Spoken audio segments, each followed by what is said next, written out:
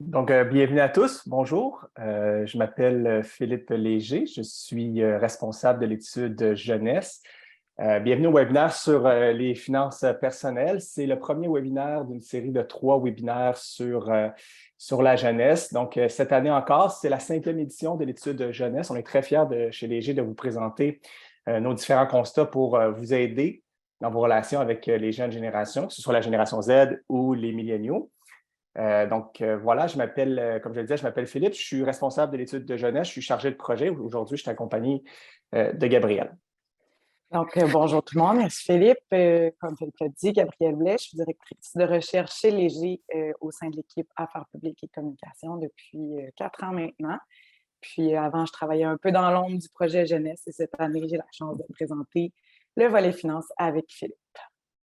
Notre objectif, c'est vraiment de vous présenter différents constats, différentes découvertes qu'on a faites dans les dernières années de l'étude de jeunesse. Aujourd'hui, bien sûr, en lien avec leurs finances personnelles, à l'aube de l'année 2023 qui s'en vient. Comme je le disais, on est à notre 5e édition, puis on s'aperçoit cette année qu'il y a véritablement un changement dans les différents comportements des jeunes, notamment leur relation à l'argent. Il y a véritablement, quand on compare les résultats de l'année dernière et cette année, il y a vraiment des comportements qui ont changé, des façons de concevoir le marché du travail, leur façon de concevoir la consommation, mais aussi leur façon leur relation à l'argent, par exemple, leur finance personnelle qui a extrêmement changé. On peut comprendre, dans la dernière année, il y a eu toutes sortes d'événements. On parle bien sûr de l'inflation, tout le monde est au courant, tout le monde le sait, mais ça a un peu changé les mentalités chez les jeunes qui sont, vous allez le voir, là, beaucoup plus prudents au niveau économique. Et ça va se voir tout au long du rapport et tout au long de nos présentations. Il y a véritablement quelque chose qui s'est passé, un déclic dans la tête, autant des jeunes de la génération Z que des jeunes de la génération des milléniaux, qui sont véritablement plus prudents. C'est les mêmes personnes, mais leur comportement, leur mentalité a complètement changé. Donc aujourd'hui, on vous propose une présentation sur leurs finances en 6 constats. Prudence économique, une inflation qui change tout, une méfiance des institutions, la façon de voir la famille comme conseillère, puis les différents profils des jeunes en relation avec l'argent. Et avant que j'oublie, j'allais oublier la formule d'usage. Si vous avez des questions, la présentation va durer une trentaine de minutes, pas plus. Et si vous avez des questions, bien, vous pouvez les poser dans le petit onglet questions-réponses ou Q&A. Et à la fin de la présentation, on va prendre 15 à 20 minutes ou 10 à 20 minutes pour répondre à vos différentes interrogations. Chaque année, ce genre de présentation amène son lot de questions, son lot de questionnements. Puis oui, il y a la présentation, mais il y a toute la portion questions-réponses qui est important pour nous de répondre. Donc, le premier, avant toute chose, la méthodologie de l'étude. Oui, côté méthodologique, là, super rapidement, on avait un échantillon final de 3007 milléniaux et membres de la génération Z. Donc, on avait 2001 milléniaux et 1006 membres de la génération Z. Puis, on a essayé là, de se coller le plus possible à ce qu'on retrouve dans la population, là, dans cette population-là, au Canada au complet. Donc, c'est vraiment pan-canadien comme projet. Côté langue, côté scolarité, côté situation d'habitation et minorité visible, on s'est vraiment assuré d'être le plus collé à la population. Oui, exact. Puis, tu sais, 3000 répondants, c'est énorme là, pour une étude. C'est rare qu'on ait ça chez Léger. Puis, l'étude jeunesse, pour ceux qui ne la connaissent pas, qui sont à la première présentation sur cette étude-là, chez Léger, nous autres, c'est notre étude phare pour déterminer les comportements des jeunes générations, que ce soit, comme je le disais, à la consommation, au travail et aujourd'hui aux finances personnelles. Donc, le premier constat qui en ressort de cette édition, particulièrement pour ce qui est de leurs finances, c'est bien sûr une prudence économique. L'année 2023, pour eux, c'est une année d'inquiétude, une année d'incertitude. Tout ça vient ensemble. Là. Quand on est inquiet, quand on est incertain, bien, il y a une prudence qui se crée, il y a un certain pessimisme. On aurait pu appeler ce chapitre-là un pessimisme économique, parce que quand on regarde les résultats, bon, c'est assez les jeunes de la génération Z, autant que les milléniaux, considèrent que l'état de l'économie ne va pas bien, l'état de mes finances personnelles, bien, ça ne va pas trop bien. Et donc, on pose la question, par exemple, comment qualifierez-vous votre situation personnelle? Il y a plus de gens qui disent que leurs finances personnelles sont dans un mauvais état que de gens qui disent qu'ils sont dans un bon état. Habituellement, c'est l'inverse. C'est sûr que la majorité vont dire que leurs finances personnelles sont dans un état normal. Ça veut dire quelqu'un, essentiellement un jeune, qui paye son loyer, qui paye son hypothèque, qui paye ses différentes dépenses, mais qu'au final, il y a peut-être de l'endettement, il n'y a pas beaucoup d'argent de côté. Ce n'est pas quelqu'un qui est dans une très, très bonne situation financière personnelle. Moi, quand je vois ces résultats-là, je suis passablement inquiet de l'état du portefeuille des jeunes. Et quand on voit qu'il y a plus de jeunes qui disent que leur finance personnelle est dans un mauvais état que dans un bon état, il faut se poser des questions. Vous, comme entreprise, comment vous pouvez entrer en relation avec des jeunes qui se disent très inquiets de leur situation, de leur portefeuille. Deuxième élément qui nous apparaissait assez primordial par rapport à 2023, par rapport à ce qui arrive et leurs finances personnelles, c'est la situation économique. À chaque année, on pose cette question-là. Comment vous qualifiez, pas en termes individuels, mais en termes collectifs, comment vous pensez que la situation économique canadienne, c'est les jeunes de partout au Canada, bien sûr, va évoluer dans la prochaine année, donc pour l'année 2023. Et quand on regarde 2021 et qu'on regarde 2022, il y a une évolution assez grande de la perception de l'état de l'économie. Et ça vient aussi avec l'état aussi de leurs finances personnelles. Un est lié à l'autre. Quand l'économie ne va pas bien, leurs finances personnelles, leur portefeuille ne va pas bien. C'est 74 qui croient des jeunes de la génération Z et de la génération des milléniaux qui ne croient pas que la situation économique va s'améliorer en 2023. Là. 3 jeunes sur 4 qui ont entre 15 et 39 ans qui ne pensent pas que la situation va s'améliorer. Quand on compare à 2021, c'est 66 %. Donc, une augmentation de 8 %.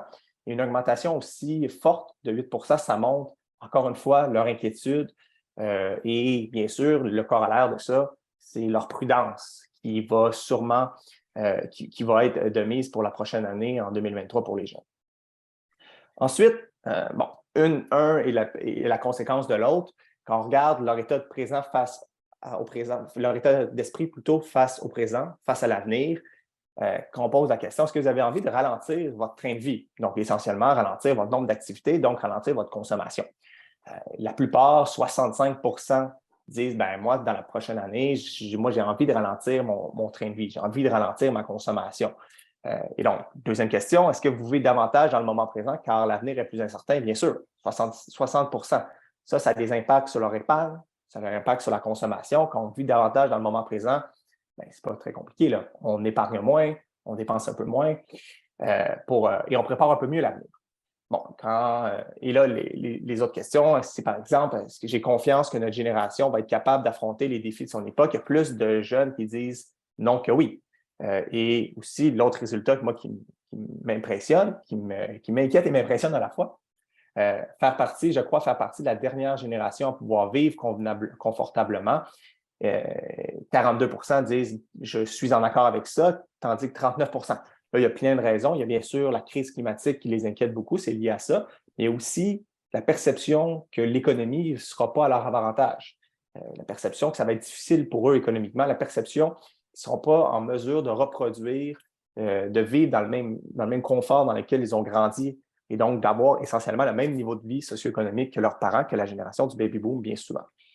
Et quand on regarde les résultats, quand on regarde par groupe d'âge, ce n'est pas chez les plus jeunes. Quand on est plus jeune, on dit, quand on a entre 15 et, disons, 26 ans, on dit, mon niveau de vie, je vais être capable de dépasser celui de mes parents, ça va être correct. Mais c'est quand on entre sur le marché du travail, quand on entre, bien sûr, quand on achète une maison, qu'on paye nous-mêmes nos dépenses, c'est là qu'on devient plus inquiet. Donc, c'est essentiellement des jeunes de 27 à 39 ans qui sont les plus inquiets. Ça nous en dit long que quand on affronte le marché du travail, quand on affronte les premières dépenses, on commence à être de plus en plus inquiet. Et troisième, quand je dis que c'est une prudence qui sera préconisée par les jeunes, là, je titre « Fini les folies, un avenir à préparer ». Habituellement, quand on pose la question « Pour quelle raison principale épargnez-vous ou placez-vous votre argent », c'est souvent des dépenses chez les jeunes, souvent, que ce soit de 15 à 39 ans, c'est souvent je vais m'acheter une maison, je veux voyager, je veux avoir des projets. Ça, les statistiques qu'on vous présente aujourd'hui, c'est les 5 plus importants, les 5 plus populaires. Le voyage, les dépenses, se faire plaisir, c'est souvent dans les premiers. Cette année, on voit ce changement de paradigme-là. C'est vraiment préparer son avenir qui est le premier. Et ça se vit autant chez les plus vieux que chez les plus jeunes. Donc, quand je partais, ils veulent de la sécurité, ils veulent du réconfort en termes économiques sur leurs finances personnelles. C'est la même chose, sécurité financière, liberté financière, tout va un peu dans le même, c'est un peu tous inclus dans le même, disons, dans la même idée d'une certaine prudence, d'une certaine volonté d'avoir une sécurité, de préparer son avenir parce qu'on ne sait pas trop ce que demain va ressembler. Ensuite, le second constat, c'est une inflation qui change tout. Donc, comme Philippe vient de le dire, on essaie de préparer son avenir, mais quand on regarde les résultats aussi, on a demandé aux jeunes de nous dire si l'augmentation du coût de la vie avait fait changer leurs habitudes concernant certains éléments. Si vous voyez à l'écran, on a 8 éléments sur 13 qui ont été sondés, qui ont été modifiés par plus de la moitié de nos répondants, plus de la moitié des jeunes. Puis là, on voit le premier, celui qui a été le plus modifié, bien, l'argent épargné. Les gens ont moins d'argent à épargner, les jeunes. Mais aussi, après ça, tout ce qui est plaisir un peu, l'alimentation, on doit, mais les bars, les restaurants, les voyages, qui étaient des choses qui étaient super prioritaires, qui étaient une des majeures dépenses auparavant par les jeunes, bien, c'est des choses qui ont dû changer dans la dernière année pour se préparer, puis être, comme Philippe disait, plus prudent. Et les vêtements aussi, tout ce qui est vraiment plaisir, là, c'est ce qui a été le plus modifié. Par la suite, on leur a demandé si, si certains énoncés les inquiétaient, en fait, là, si les énoncés s'appliquaient à eux. Puis on voit là, qu'on a 44 qui vivent de paye en paye, et on a 35 qui pensent qu'ils vont être plus riches que leurs parents au courant de leur vie, contre 48 qui ne croient pas qu'ils vont arriver à ça. On a 33 qui ont moins de 1 000 de côté. C'est quand même non négligeable quand on pense à la proportion qu'on avait 3 000 répondants ici. Puis ce qui est intéressant aussi de voir, c'est que quand on se penche un peu plus dans les résultats, on réalise que les femmes sont vraiment plus nombreuses à vivre de paie en paie, sont plus nombreuses à avoir moins de 1 000 de leur côté, sont plus nombreuses à craindre de manquer d'argent dans leur futur, puis sont plus nombreuses à ne pas penser qu'elles vont être plus riches que leurs parents. Donc, on voit vraiment une tendance qui se dessine un peu plus au niveau des femmes dans l'inquiétude des finances. Puis on va voir aussi plus tard, là, il y a d'autres explications il y a d'autres données qui nous expliquent un peu le côté inquiet des jeunes femmes. Puis, par la suite aussi, bien, il y a l'inabordabilité des logements.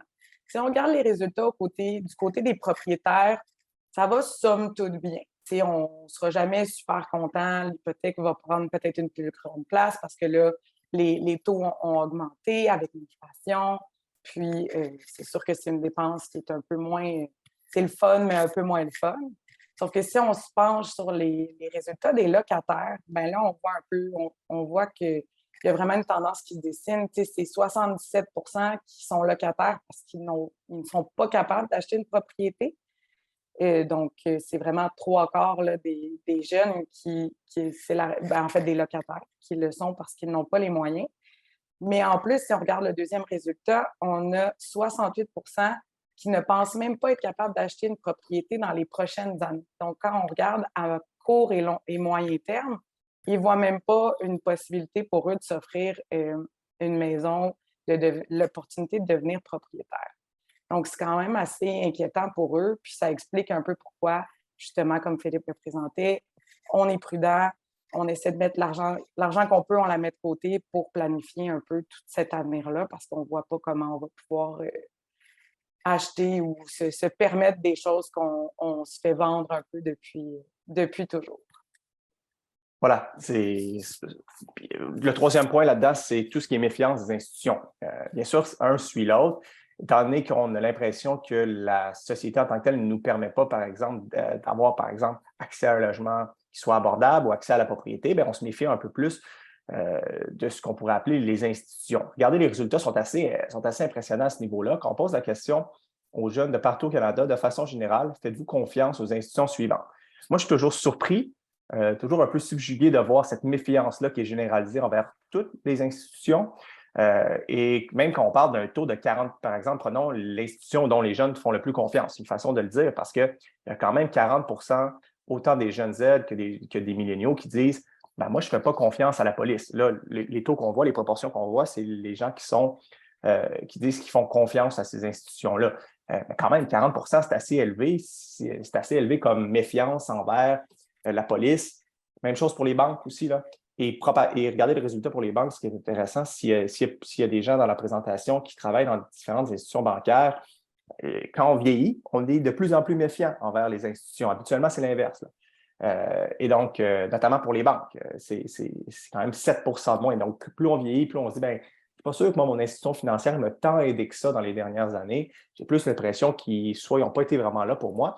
Et donc, c'est ça, cette méfiance-là qui se dégage. Et quand on arrive au prochain, après les banques, toutes les autres, que ce soit le système de justice, les entreprises publiques, les partis politiques, les religions, les géants du web, les médias traditionnels, la méfiance est tous plus élevée que 50 Il y a toute une méfiance, il y a 50 plus de 50 des jeunes qui se disent, moi, je me méfie véritablement de cette institution-là. Moi, par exemple, plus de 68 69 qui se méfient des grandes entreprises. Si vous travaillez dans une grande entreprise, probablement autant que votre employé, que votre consommateur jeune, moyen, se méfient de vous. On peur que vous leur passez un sapin, par exemple.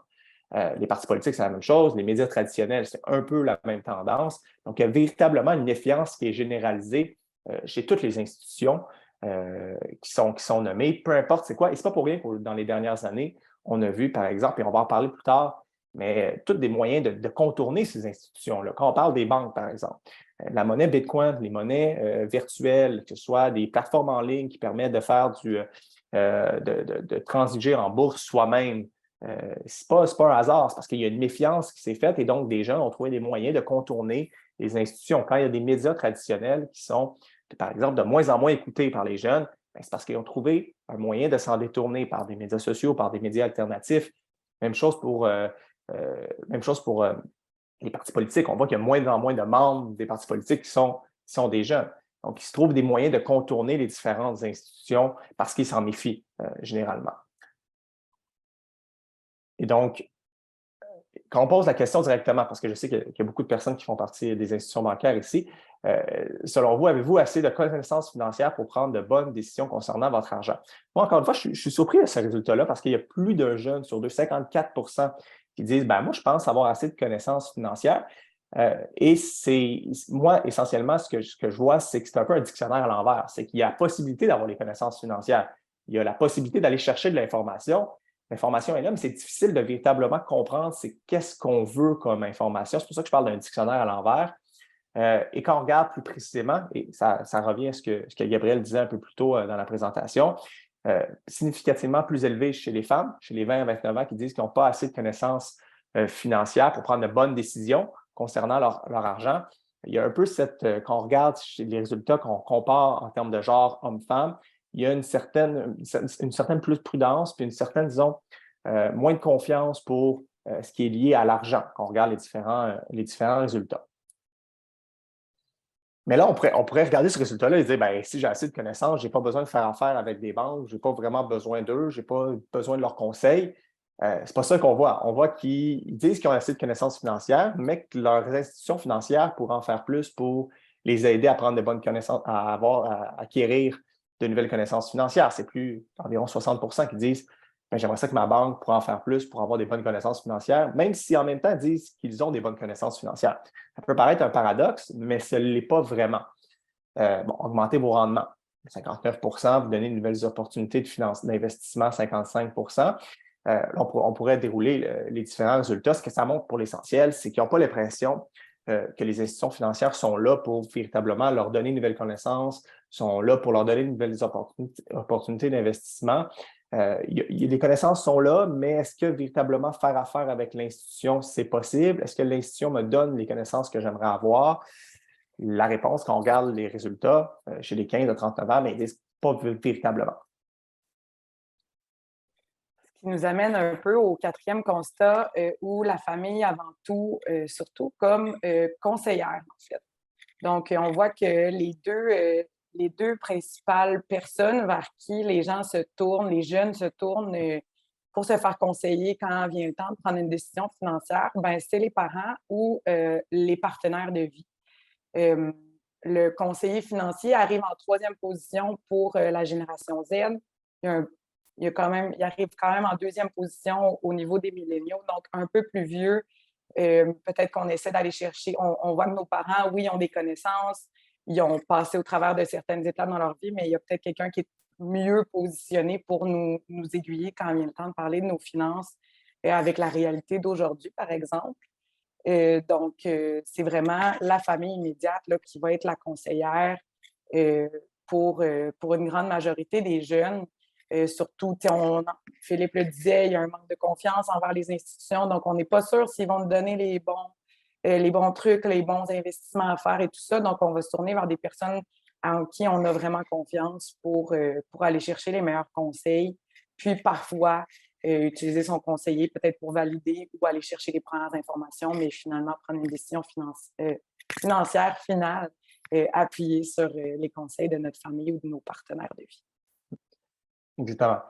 On a aussi voulu regarder les nouvelles façons d'investir, parce que si on dit que les jeunes, par exemple, trouvent des moyens de se détourner des moyens plus traditionnels d'investir, on voulait les tester, à savoir combien, par exemple, de jeunes qui ont des monnaies Bitcoin, combien qui investissent en immobilier au lieu d'investir, par exemple, dans des CELI, dans des REER. Et donc, on a posé la question, parmi les types de produits d'épargne, de placement, d'investissement suivants, lesquels possédez-vous? Ce n'est pas très surprenant. Il y a quand même 48 qui disent avoir un CELI, avoir un REER, qui est des moyens qui sont assez traditionnels d'investir. Par contre, ce qui est surprenant, ce qui est intéressant ici, c'est qu'on regarde le troisième énoncé et le cinquième, même le quatrième aussi, on pourrait dire.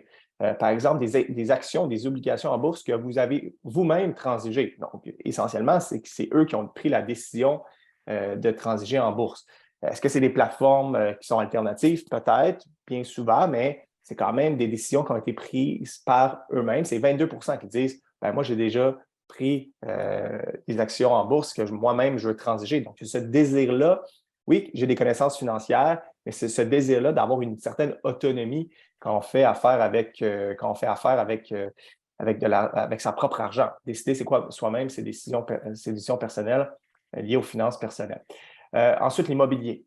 Ça a été une nouvelle tendance dans les dernières années. Là, ça s'est un peu calmé, mais on voyait un peu partout, notamment sur les médias sociaux, des jeunes qui faisaient la promotion, par exemple, d'investissement immobilier. Ça a été une très, très grande tendance sur TikTok. Je suis persuadé que vous l'avez vu comme moi. Mais il y a quand même 15 qui disent que moi, mon argent, je l'épargne, je la place dans des biens immobiliers. C'est quand même pas insignifiant, là, 15 c'est quand même beaucoup, beaucoup de monde.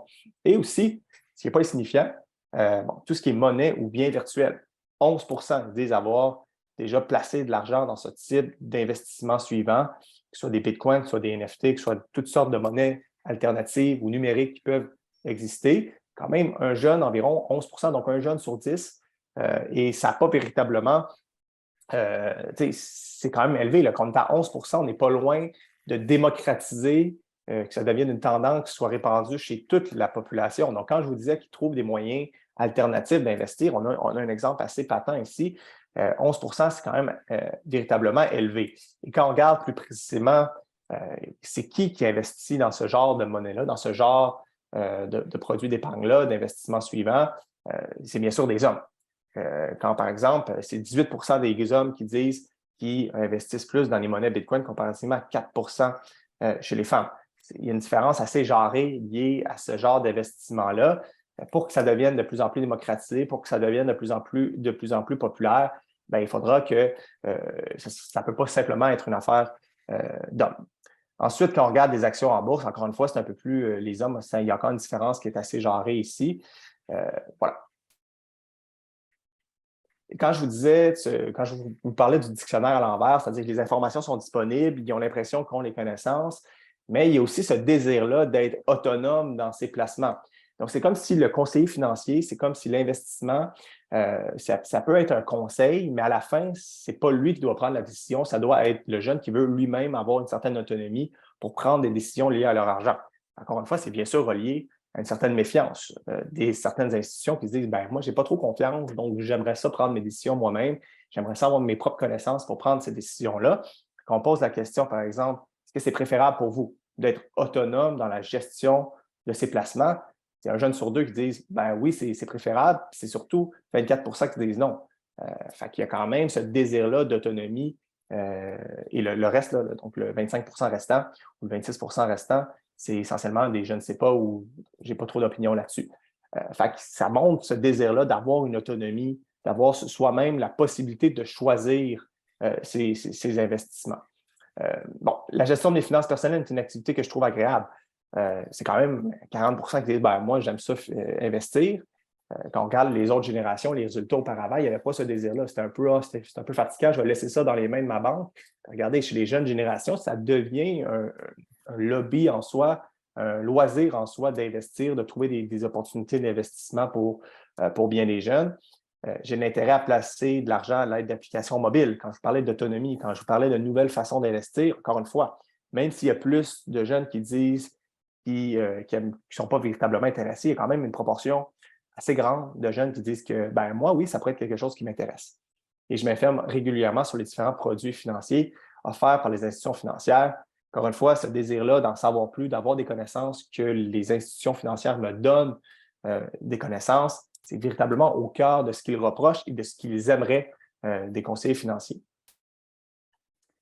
Finalement, en regardant les résultats, Philippe et moi, on s'est mis à discuter, puis on voyait vraiment qu'il y avait des tendances, des segments qui se dessinaient assez naturellement. Donc, on a essayé de pousser ça un petit peu plus loin. Puis, pour conclure, là, je vais essayer de garder ça short and sweet pour pas trop m'étirer, mais on en est venu à découvrir les différentes jeunesses. Donc, selon les résultats, là, on s'est trouvé 5 segments de jeunes par rapport à leur profil plus financier, justement. Donc, on a les deux tiers qui se retrouvent dans les 2 premiers segments. Puis le reste se divise en 3 segments. Donc, notre premier segment, on a les informés et intéressés. Donc, c'est généralement des hommes, des milléniaux qui ont un emploi à temps plein, leur niveau de scolarité le plus élevé est majoritairement universitaire et ils sont propriétaires de leur maison ou logement. Ils ont assez confiance là, dans les banques. Puis, c'est aussi ce qui est intéressant avec ce segment-là, c'est que c'est le seul qui, lorsqu'il a besoin de conseils financiers, en fait, c'est le seul qui va se tourner principalement vers son conseiller plutôt que d'y aller avec la famille, comme on a présenté un peu plus tôt. Ensuite, on a les inquiets et prévoyants. Donc ça, vous vous en doutez bien, c'est majoritairement des femmes de la génération Z. Elles sont étudiantes majoritairement et leur niveau de scolarité le plus élevé est universitaire. Puis, soit elles habitent chez leurs parents encore ou elles sont locataires. Elles ont quand même assez confiance dans les banques, mais pour elles, la gestion des finances, ce n'est pas une activité qui est jugée agréable. Par contre, elles vont quand même mettre de l'argent de côté. Donc, elles sont prévoyantes, elles veulent voir un peu en avant. Donc, elles vont en mettre de côté, puis elles jugent que leurs finances sont dans un état normal. Ensuite, on a les désintéressés. Donc, encore là, c'est majoritairement des femmes de la génération Z. Elles sont étudiantes, soit à la maison ou sans emploi. Leur niveau de scolarité le plus élevé, c'est secondaire général ou professionnel, donc DEP, là, toutes ces formations-là. Puis, elles habitent majoritairement chez leurs parents. Ce segment-là, donc, il n'y a pas d'intérêt. Ils ont confiance en les banques, mais ils n'ont pas d'intérêt dans la gestion des finances. Puis tout ça, c'est pourquoi, en fait, elles ne prennent même pas de décision financière. Ils jugent leurs finances dans un état normal, puis sont bien à l'aise avec ça. Là, ils n'ont aucun intérêt par rapport à tout ça. Ensuite, notre 4e segment, ce sont les inquiets et méfiants. Dans ce segment-là, on peut trouver autant des hommes que des femmes. Les milléniaux, donc les plus vieux, ont tendance à être travailleurs à leur compte, travailleurs autonomes, vont avoir un niveau de scolarité collégiale, générale, universitaire ou professionnel technique et sont locataires. Ce segment-là, c'est un segment qui n'a peu ou pas confiance dans les institutions bancaires. Puis, pour eux, en fait, là, la gestion des finances n'est pas non plus une activité qui est jugée agréable. Et ils ne sont pas vraiment enclins à mettre de l'argent de côté. Ils vont en mettre, mais ce n'est pas vraiment une priorité pour eux. C'est aussi le seul segment qui juge que leurs finances personnelles sont dans un mauvais état. Donc, on s'entend que ceci explique cela un petit peu. Puis, s'ils cherchent à avoir des conseils, ils vont aller voir leurs parents, leurs partenaires de vie et parfois les conseillers financiers. Et finalement, on a les confiants et enthousiastes. Ça, c'est nos hommes de la génération Z qui ont majoritairement un emploi à temps plein, qui ont un niveau de scolarité collégiale ou plus et qui sont propriétaires. Eux, ils ont tout à fait confiance en les banques. Pour eux, c'est une activité agréable de gérer leurs finances. C'est aussi le seul segment qui va juger que ses finances sont dans un bon état, puis qui va juger aussi qu'il y a assez de connaissances au niveau financier pour prendre des décisions. Donc, ses conseillers vont être ses parents et sont aussi sa partenaire de vie. Donc, ça fait vraiment un portrait de ce qu'on vient de vous présenter, là, on retrouve vraiment tout ce qui s'est dessiné dans ces 5 segments-là. Puis, c'est ça, ça fait pas mal. Exact. Exact. Tu sais, en conclusion de ce webinaire-là, pour moi, si vous êtes en marketing ou si vous êtes dans tout domaine connexe, il m'apparaît évident que si vous voulez avoir l'attention des jeunes générations qui soient ouverts à leur message, vous devez leur vendre soit de la sécurité, ils veulent être prudents, soit de la prudence, soit du réconfort, ou ils sont plus stressés aussi, donc un peu plus de joie. Donc, ces mots-là de sécurité, de réconfort, on va vous accompagner, mais vous allez prendre vos propres décisions par la suite. Ce désir-là d'autonomie, ce désir-là de légèreté et de sécurité, je pense que c'est au centre de ce qu'ils attendent en termes de leurs finances personnelles. Ils sont inquiets, ils sont prudents et inquiets à la fois. Ils n'ont pas l'impression que le système les avantage. Ils n'ont pas l'impression que ça va véritablement bien pour leurs finances, notamment pour la prochaine année. Donc, ils cherchent ce besoin-là de réconfort, de sécurité de la part des différentes entreprises. Donc, en terminant, il y a ce webinaire-là, on va répondre à vos questions. Je vois déjà qu'il y a quand même plusieurs questions qui ont été posées. Et il y a 2 autres webinaires auxquels vous pouvez vous inscrire qui auront lieu chaque mercredi matin pour les 2 prochaines semaines, donc le 7 décembre 2022 puis le 14 décembre à 9 h. Et on va être prêt à prendre vos différentes questions. Vous pouvez, encore une fois, là, si vous n'étiez pas là en début de présentation, vous pouvez les poser dans l'onglet Q&A, donc questions-réponses. Donc, voilà. Oui, juste avant, vous allez recevoir un enregistrement du webinaire par courriel qui vous sera envoyé dans les prochains moments. Est-ce que, bon, je peux répondre à la question de Dominique Sans-Chagrin. Est-ce que cette génération peut diminuer sa contribution pour faire des dons? Bon, on n'a pas véritablement de questions liées aux dons, mais par contre, la logique même, c'est que si tu as moins d'argent pour épargner, si tu as moins de 1 000 $ de côté, si tu vis de paye en paye, bon, la logique, le corollaire à ça, c'est que tu vas payer tes choses très, très proches de toi. Tu vas payer ton alimentation, tu vas payer ton loyer, mais après ça, si tu restes moins d'argent, c'est que tu vas faire probablement moins de dons aux différents organismes. On va prendre la question de M. Gauthier, de Christian Gauthier. Deux questions en une. Est-ce que les jeunes sont prêts à travailler plus pour gagner plus? On va faire un webinaire sur le travail, mais bon, si je peux répondre brièvement à cette question-ci, il n'y a pas de réponse claire. C'est un peu comme il n'y a pas de différence générationnelle très, très précise sur ce sujet-là. Il y a certains jeunes qui sont prêts à travailler plus pour gagner plus, d'autres qui sont prêts à travailler un peu moins pour gagner moins. Ainsi de suite. Et il y a aussi toute une tendance qu'on pourrait dire, qu'on va parler durant l'emploi, de jeunes qui veulent un peu décrocher, qui veulent ralentir justement leur train de vie. On va pouvoir y revenir dans une autre présentation. Ce sera un peu plus le sujet du webinaire sur le travail qui aura lieu le 14 décembre prochain. Il y a plusieurs. Généralement, pour les finances, y a-t-il une grande différence entre les milléniaux et les Z dans son ensemble? Bon, c'est sûr qu'il y a des différences qui sont liées à l'âge. Ce ne sont pas des différences générationnelles en soi. C'est sûr que quand tu es plus jeune, bon, tes dépenses personnelles, ça ne regarde que toi, tu es un peu moins inquiet parce que tu as juste tes affaires à dépenser. Puis souvent, tu as l'accompagnement parental qui t'offre de l'argent. Donc, c'est sûr que quand tu es un Z, tu es un peu moins inquiet. Mais c'est quand tu vieillis de plus en plus, quand tu deviens de plus en plus autonome, pour reprendre un mot du webinaire, c'est là que tu deviens de plus en plus inquiet. Donc oui, il y a une différence à ce sujet-là. Est-ce que c'est une différence générationnelle ou c'est une différence reliée à l'âge? Ça reste à voir quand la génération Z va vieillir, mais il y a toujours, encore une fois, autant chez les Z que chez les milléniaux, un certain pessimisme, une certaine prudence vis-à-vis des prochaines années. Oui, c'est ça. Les questions sur lesquelles on voit des différences entre les groupes d'âge, c'est des questions où on se doute que par rapport à où ils sont rendus dans leur vie, c'est un peu normal qu'il y ait une différence à ce niveau-là. Donc, comme Philippe dit, ça va être plus tard qu'on va voir si les générations vont vraiment avoir des différences. Exactement. Il y a Nicolas qui nous demande la question: quel poids démographique ont les 2 générations combinées comparativement à toutes les autres générations? Ce qu'on voit, c'est que dans les prochaines années, il y aura probablement. En fait, ce qu'on voit, c'est que sur le marché du travail, il y a déjà plus de population active, c'est-à-dire, il y a déjà plus de personnes de la génération des milléniaux et des Z qui sont sur le marché du travail que la génération du baby boom. Ça implique une panoplie de conséquences sur le marché du travail quand il y a une cohorte, une génération, une cohorte d'âge qui arrive et je ne sais pas si c'est le bon mot remplacer, là, mais parce que la génération du baby boom quitte de plus en plus et ce sont de plus en plus des jeunes qui prennent les postes qui sont liés à ce départ-là. Donc, ouais, le poids des générations Z et milléniaux dépasse maintenant le poids du baby boom sur le marché du travail et dans la vie en général, leur poids démographique dans les prochaines années va dépasser la génération du baby boom. Il y a beaucoup de questions, on ne peut pas tous y répondre, mais voilà.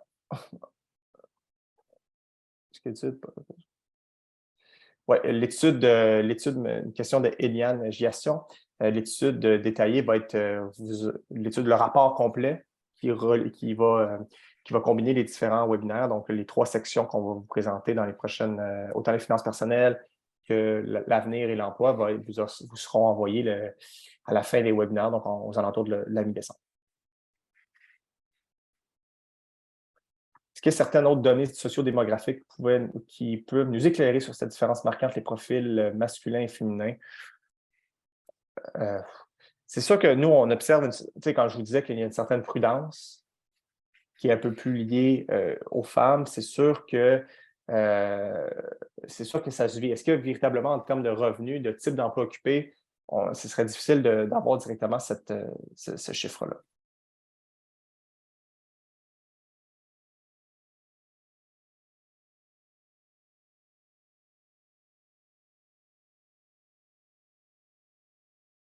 Il y a beaucoup de questions. Je pense qu'on est rendu quand même à 9h40. Si vous avez des questions plus précises ou des présentations que vous aimeriez dans votre entreprise, n'hésitez pas à nous écrire. Si vous avez des questions qui sont liées à votre organisation, on peut y répondre par courriel. Si on répond à toutes les questions, ça va être un peu plus... on va rester ici jusqu'à midi. Voilà. Donc, essentiellement, je vous remercie d'avoir été là. C'est super de pouvoir vous présenter sur les finances personnelles, de pouvoir répondre à vos questions aussi.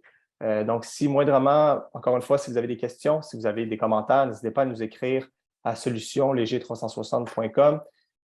On est là pour répondre à vos différentes questions. Puis, encore une fois, on sera là dans les 2 prochaines semaines sur différents sujets. Puis, le rapport va être disponible sur notre site en décembre. Puis, vous allez recevoir également par courriel le rapport. Donc, n'hésitez pas à nous écrire encore une fois, puis on se dit à la semaine prochaine. Merci tout le monde.